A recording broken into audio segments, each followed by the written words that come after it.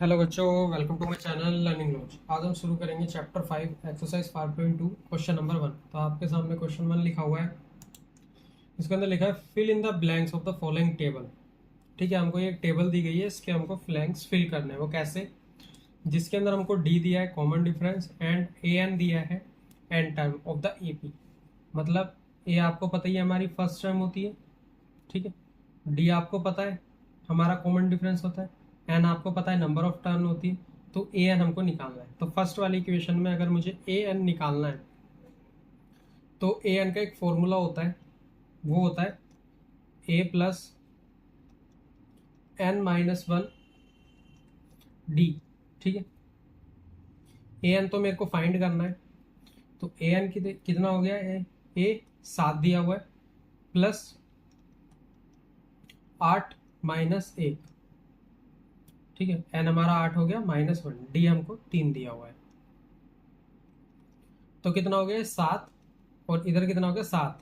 7 या 21 प्लस 21, तो आंसर कितना आया? 28। तो ये मेरा फर्स्ट वाले पार्ट का आंसर हो गया। सेकंड वाले पार्ट का आंसर देखते हैं, वो कितना दिया हुआ है सेकंड का हमको। सेकंड में हमको क्या निकालना है? डी निकालना है। तो सेम फॉर्मूला यूज होगा, A N is equal to A plus N minus one D. A N कितना दिया हुआ है इसमें? ए एन हमको 0 दिया है, is equal to D A कितना है? -18। एन कितना है? एन दिया है मेरे को 10 माइनस 1, ये प्लस में। डी मुझे निकालना है। इधर 18 प्लस में, इधर जाके मतलब इधर माइनस में, इधर जाके प्लस में हो जाएगा। ठीक है, इज इक्वल टू ये कितना हो गया? ये मेरा हो गया 9D, क्योंकि 10 में से 1 गया 9 डी। डी इधर मेरा मल्टीप्लाई में, इधर जाके डिवाइड में हो जाएगा। तो कितना आ गया? 2। तो आंसर कितना आया? डी आ गया मेरा 2। ठीक है, ये हो गया मेरा इसका सेकंड पार्ट। इसका थर्ड पार्ट करते हैं। थर्ड पार्ट में क्या निकालना है मेरे को? थर्ड पार्ट में निकालनी है मुझे ए टर्म। ठीक है, बाकी हमको सारी वैल्यू इसमें दी गई है। फॉर्मूला इसके अंदर सेम यूज होगा, कोई भी अलग से नहीं है। कितना आया? A N is equal to A plus N minus one D. A N कितना है? -5 इज इक्वल टू ए कितना है मेरा? ए मुझे इसमें फाइंड करना है। ए प्लस एन कितना है? -3 -1। एक मिनट, इसके अंदर -3 नहीं, 18 है। एन हमारा 18 है और डी है हमारा -3। इधर मेरा -5 हो जाएगा। इधर कितना आ गया? ए प्लस ये कितना हो गया? 17। 17 या 51, लेकिन यहाँ माइनस का साइन है तो यहाँ पे आएगा -51। तो ये इधर का तो ए ऐसे ही रहेगा, तो -51। ठीक है, अब ये कितना हो गया? -5 प्लस 51 इज इक्वल टू ए। तो ये कितना हो गया? ये आ गया मेरा 46 इज इक्वल टू ए। तो ए इज इक्वल टू 46। ये हमारा इसका थर्ड पार्ट हो गया। फोर्थ पार्ट करते हैं, same formula, A N is equal to A plus N minus one D. और इस फॉर्मूले को याद रखना है, ये आगे क्वेश्चन में यूज होगा। ए एन कितना दिया गया? इसके अंदर ए एन दिया है 3.6 इज इक्वल टू ए कितना? -18.9। एन मेरे को इसमें निकालना है, तो एन माइनस वन। डी कितना है? डी है मेरा 2.5। ये कितना आ गया? 3.6। इधर ये माइनस में, इधर प्लस में हो जाएगा 18.9 is equal to N minus one. मैं चाहता था इसकी मल्टीप्लाई इसमें करता, लेकिन क्वेश्चन बड़ा हो जाएगा, वो करने का कोई सेंस नहीं बनता। एन माइनस वन ही रखो, इधर 2.5 रखते हैं। ये कितना हो गया? ये आएगा मेरा 2.5 is equal to N minus one 2.5। अब यहाँ देखो, ये 2.5 जो दिया हुआ है मेरा, ये इधर मल्टीप्लाई में है, तो इधर जाके डिवाइड में हो जाएगा। तो 22.5 अपॉन 2.5। तो 0 पॉइंट से पॉइंट तो मेरा कट गया। ठीक है, पॉइंट से पॉइंट कट गया, तो कितना आ गया? 25 निम्मा 225। और n इधर मेरा 1 इधर मेरा माइनस में, इधर जाके मेरा प्लस में हो जाएगा। तो 9 + 1 = n। तो कितना आया 10 = n। तो n की वैल्यू जो आई है वो मेरी 10 आई है। ठीक है, ये इसका आंसर है। करते हैं इसका फिफ्थ पार्ट। फिफ्थ पार्ट में क्या दिया हुआ है हमको, पहले फॉर्मूला लिखते हैं। an = a + n-1 d।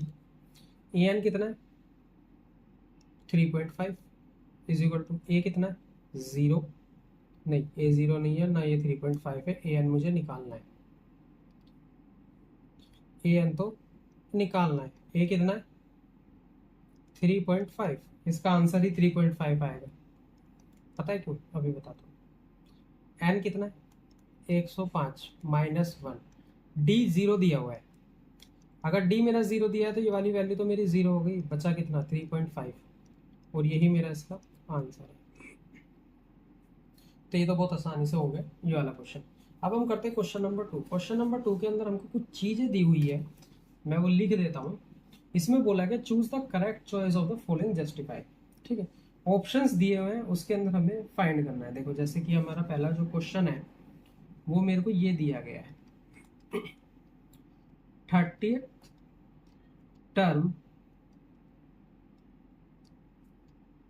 Of the AP. AP की 30th टर्म हमको निकालनी है। और एपी हमको क्या दिया गया है, एपी दी है 10, 7, 4। ठीक है, ऐसे ये चलती रहेगी इस। ठीक है, ये हमको दिया गया। और इसके हमको ऑप्शंस क्या दिए, ए जैसे मेरे को दिया 97। ये तो होगा ही नहीं, क्यों, क्योंकि देखो एपी कम हो रही है ना, तो माइनस में आएगी वैल्यू। तो ये थोड़ी चीज़ आप जस्टिफाई भी कर सकते हो दिमाग से, कि आपको पता होगा कि एपी किस तरीके से मूव कर रही है। तो पहले ही आप मतलब क्वेश्चंस में से, मतलब आंसर्स में से आंसर निकाल सकते हो, क्योंकि प्लस वाले तो वैल्यू होनी ही नहीं है। तो ये मेरा सेंस ही नहीं है इनको देखने का।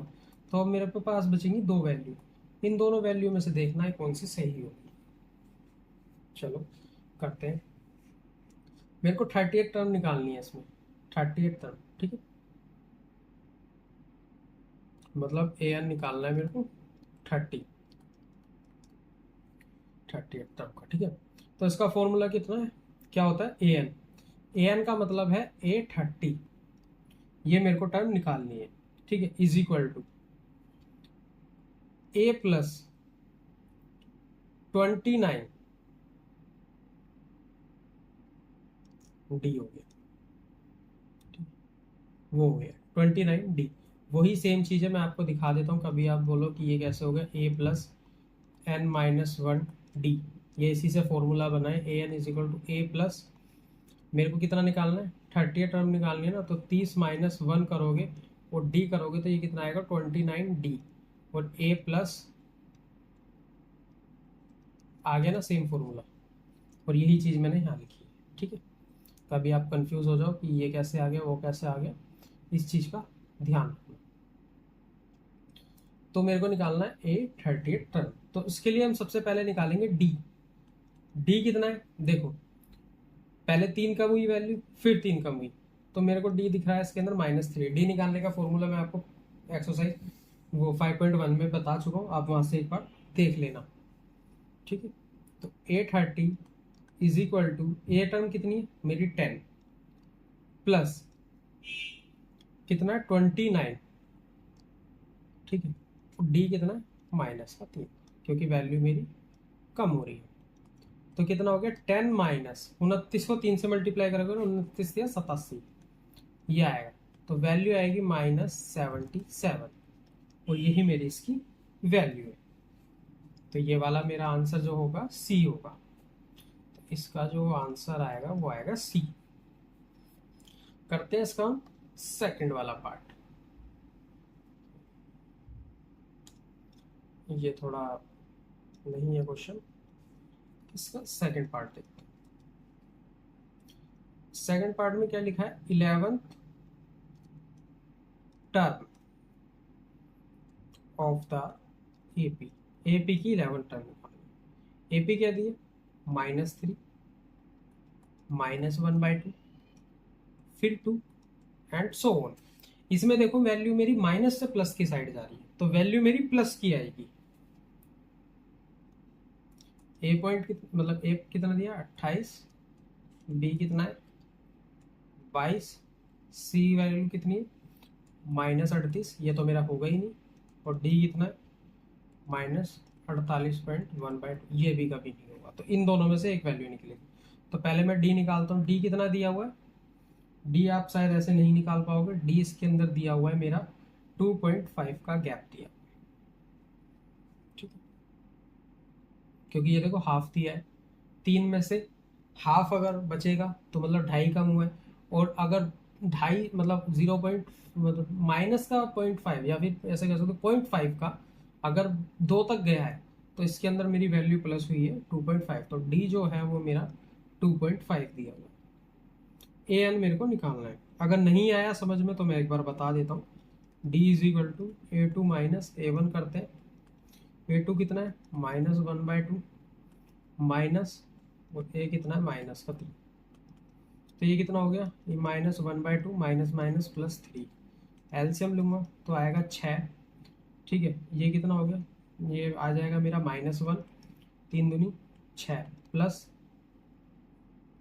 +6 इज इक्वल टू कितना बचा, प्लस का है और माइनस का, तो 5/2, 2 से काटूंगा तो आएगा 2.5, और यही चीज़ मैंने ऑलरेडी यहाँ लिख दी थी, ठीक।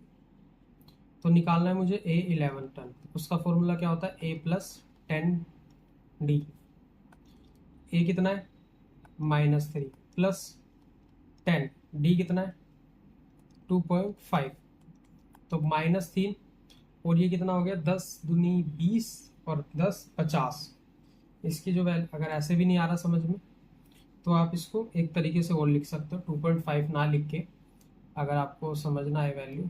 तो देखो हमारा है 5/2 भी निकला है, तो मैं इसको 5/2 भी कर सकता हूँ। इससे काटूंगा कितना आ जाएगा 5, तो वैल्यू कितनी आ गई 25 +25, प्लस और माइनस, तो माइनस होगी वैल्यू लेकिन प्लस का कितना आएगा साइन 22।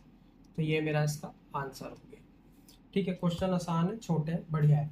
आई होप आपको मेरा पढ़ाया हुआ समझ में आया होगा। समझ में आया तो चैनल को लाइक एंड सब्सक्राइब करें, फ्रेंड्स में भी जरूर शेयर करें। बाकी के नेक्स्ट क्वेश्चन नेक्स्ट वीडियो में।